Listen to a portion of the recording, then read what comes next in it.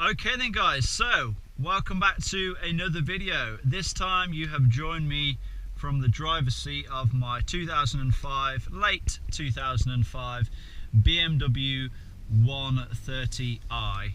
Now, I haven't done one of these videos ever really. I don't think I've ever done a POV style video, so let me know what you think of this type of video. I just want to apologise. I'm gonna guess that the audio quality is not going to be the best. I am using the internal microphone on the pretty ancient GoPro Hero 4 now, so I probably should get that fixed at some point. I probably should look to upgrade that at some point, should I say. But yeah, it is what it is. Let's see how this goes. So I've been wanting to make this type of video for quite a while now. I think it'd be interesting to see kind of a driver's perspective on this wonderful BMW 130i. And to be honest, I absolutely love this car. This is by far the most fun car, or the funnest car that I've ever owned / driven. It really is just a bundle of fun. The combination of that straight six naturally aspirated engine up in the front, couple that to a very small hatchback and rear wheel drive hatchback, I should say, just, you know, creates a perfect recipe for fun, really. Yeah, this really is the perfect car for having fun.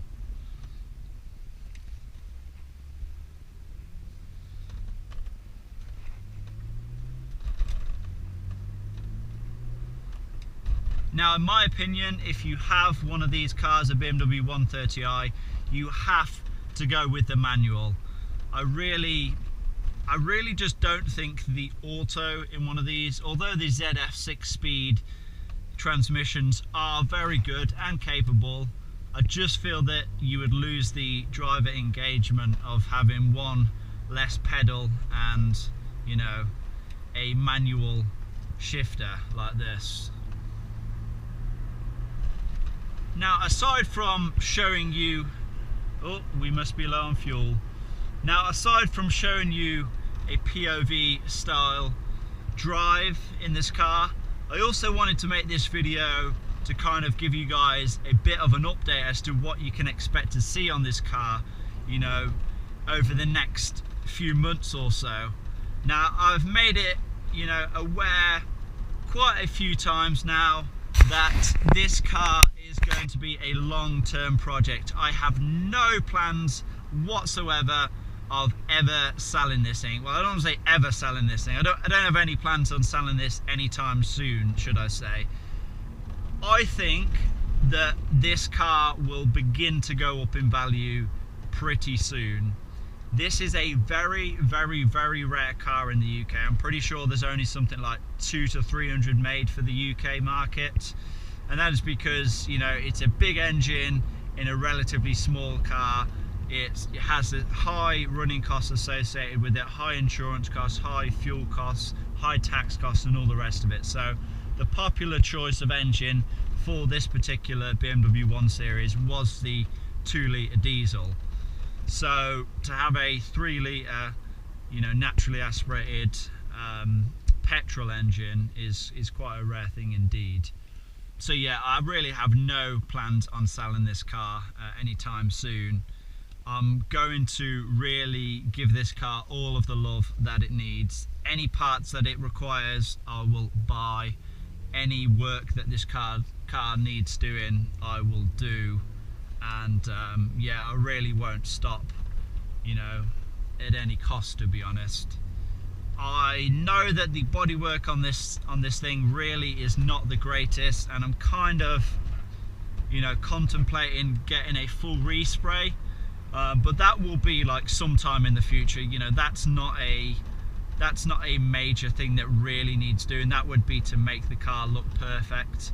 I really am the kind of guy that just likes to get the car driving perfect and, you know, working perfectly. first before making it look pretty. You know, like the bumper, when I bought the car, the front bumper, it's like whoever painted it before didn't do a very good job, and it's kind of all flaking off. But you know, that's not important at the moment. It doesn't need to look, you know, perfect right now.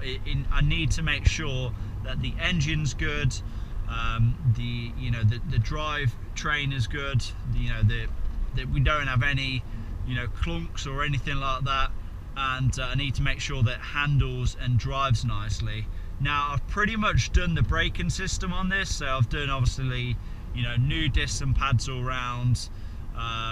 You know, I've done multiple brake fluid flushes, and we have steel braided hoses all around as well. So the brakes are very, very good on this car. Like, that is probably the best thing that I've done to the car, is, you know, upgrading the brakes. Like, there's so much bite. These are only like stock size brakes, but they're Techstar discs and pads, and honestly guys, Techstar discs and pads really do work quite well, especially in this particular car.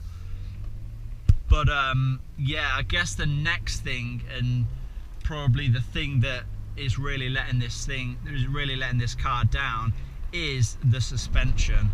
Now, don't get me wrong, it handles really well. Like, you know, it handles as you would expect. It's an M Sport model, you know, it's a BMW, so it does handle well. But I have a feeling that the shocks are getting a bit tired now, because whenever you go over, you know, whenever you go into a pothole, or you go over a speed bump any faster than around, let's say, I don't know, 10 miles per hour, this thing absolutely crashes. Like, there's no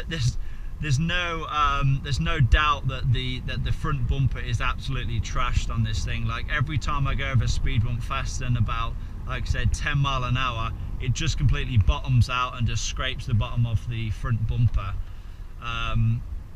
So yeah, I'm thinking that's down to the front shocks being a little bit tired. So, you know, if I'm going to be swapping out the shocks, at least the front ones, I may as well do the rear ones at the same time. And if I'm going to be doing the shocks, then I may as well do the springs as well. Now, I'm not going to be doing something like coilovers. You know, I'm not going to be fitting lowering springs or anything like that. I think the car ride height is absolutely perfect. You know, in general, I think M Sport suspension is like the perfect ride height. I don't think you need to lower a standard M Sport suspension BMW. They just, you know, they look great and they handle great. I think if you start lowering them, then you're just asking for trouble, in my opinion. But I would go with either some, you know, genuine BMW, or like some Bilstein, or some Sachs shocks and springs. I don't really know yet, but I want to just keep the standard M Sport ride height. And then after that, I guess I would like start to look at all the suspension arms, you know, front and back. I'll probably do the front track rods and track rod ends, and then I'll probably look at doing the rear subframe. Like, I'll probably just drop the entire subframe, strip it down to bare metal, get it powder coated, and then just polybush the entire thing, and then I'll know I'm good then. And that kind of brings me on to my plans, what I want to do with the car in terms of, you know, how I want to drive it. Now, I've said it a few times as well on the channel that I would like to take this thing on track, desperately would like to take this thing on track. Now, obviously there's, you know, a bunch of tracks in the UK that I could potentially do, hopefully this year, you know, when restrictions are lifted and whatever else. But I would also love to take this thing to Germany and do a full dedicated like Nürburgring trip with this thing. I just think that would be amazing. Like, I've never done a track day, and I think it would just be an amazing experience to, you know, drive to Germany and then take this thing on track at the Nürburgring. That would be such a good time. You know, I don't think I would be going there trying to set any records. I maybe set myself 1 or 2 goals, but I would just be going there with the intention to have fun and just enjoy the experience. Like, guys, let me know, would you like to see a Nürburgring trip on the channel? You know, I don't know if I would, you know, make it into separate videos, like a mini series, or if I would just make it into like vlogs of my time out there. Let me know what you would be interested in seeing out there. Like, would you be interested in seeing, like, you know, would you be interested in seeing the, you know, accommodation, the food, the travel to and from there, or would you just like to see the on-track footage? Let me know. Anyway, I'm all open to suggestions. Obviously, we don't know when we would be going yet. We kind of have to wait until the restrictions are lifted and we can travel abroad and all that. But yeah, just let me know, you know, if you'd like to see that coming soon on the channel. But yeah, I think this car would be very, very capable on track. You know, it's 265 brake horsepower as standard. I think that is more than enough power to really have fun and to be decent on track. I don't think you really need any more power than that, to be honest. You know, the trick is to actually put the power down to the ground, and you know, that's why we would be doing things like, you know, refreshing the suspension all round, polybushing the rear subframe and so on, and just making this thing really handle like perfectly. Like I said, the brakes are already very good. Now taking it on track, that might be a different kettle of fish. We might find out that we go on track and the brakes are absolutely terrible. I don't think that will be the case, but obviously driving on track is a bit different from driving on the road. So, you know, we'll just have to wait and see with that, I suppose.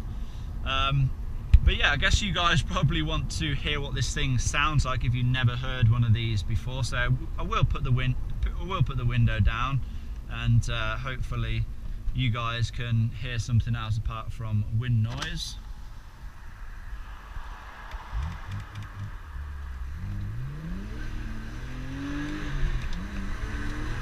A lot of spin in there.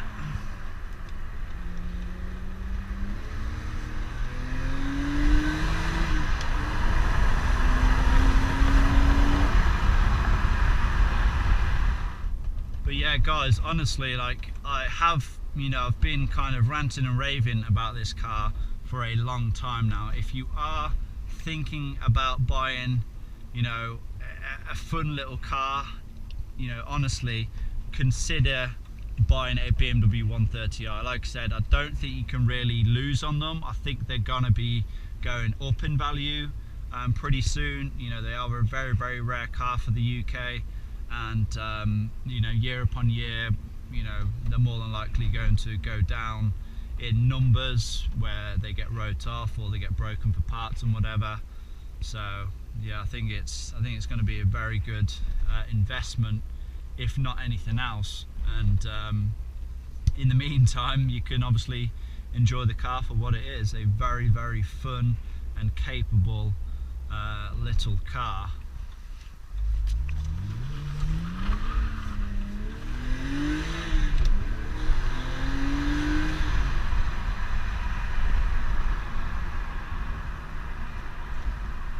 You honestly can have so much fun in this car without even going fast at all.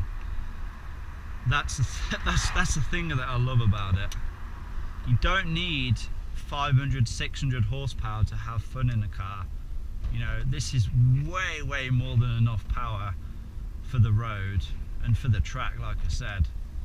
You know, it's the best thing where, you know, you can have fun going at relatively slow speeds. You don't want to be in a car where you have to be going, you know, over 100 miles per hour to feel like you're actually having fun. But guys, yeah, I think I'm actually going to wrap this video up now, so let me know down in the comment section below what you think of this POV style, you know, video. Do you want to see more of these? You know, let me know also what you think of my plans for this car, you know, going forward. Like I said, I'd like to take it on track. What do you think of that? Would you like to see some content on that? And yeah, I look forward to hearing from you guys, so please remember to give this video a like, leave a comment down below, subscribe if you have not already done so, and I'll catch you all in that next one. Peace!